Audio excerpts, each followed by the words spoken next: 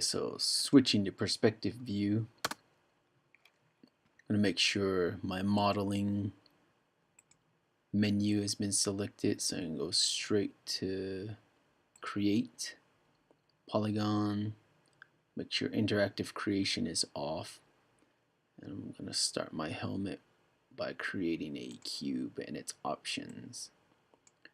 Edit, reset settings here.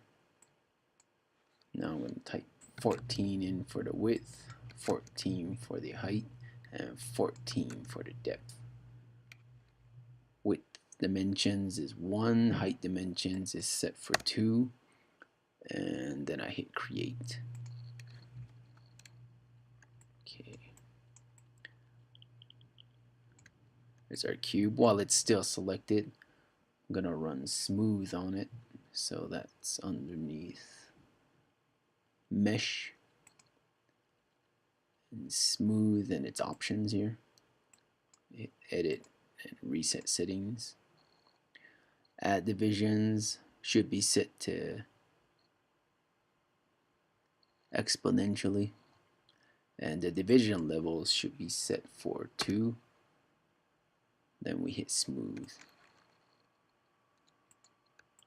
It's going to give us our base shape here that we need to work with. Next, we're going to switch a few options on for the viewing of this object. Now under shading, I'm going to make sure that wireframe on shaded is selected. This will help with the polygon modeling, or this will help with the component modeling, so you can see your details and modify them. Makes it easier to select faces and work with the components like the vertices and the lines and whatnot. So I'm going to do that with the side views here. Front view first, go up to shading, wireframe on shaded, and then switch from, and then turn X-ray on. And make sure smooth shaded all is selected. You may notice that the image plane is smaller than the actual polygon shape here, but we'll fix that in just a little bit. First of all, let me make sure underneath shading for my side view I have the same options activated. So smooth shade all is already selected, but I'm going to need wireframe on shaded and then X-ray. Now I need to resize my image planes so that they match the geometry of my object there. So I'm going to switch to my outliner here so I can select my image plane. Okay, outliner active. Select the image plane for the front, and then using this scale here,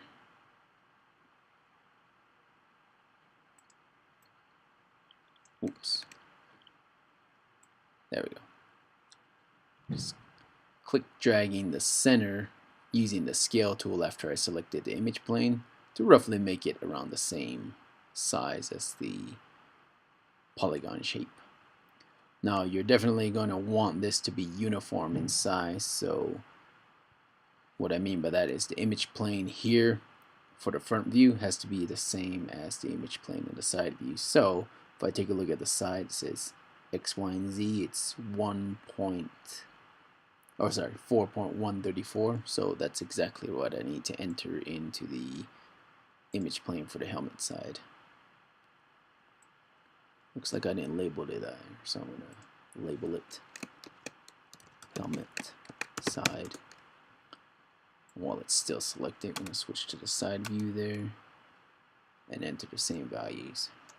4.134, I believe, and 4.134. There we go.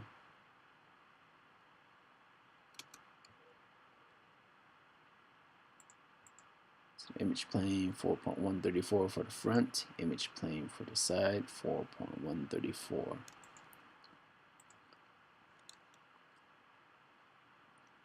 And now my document is ready to go.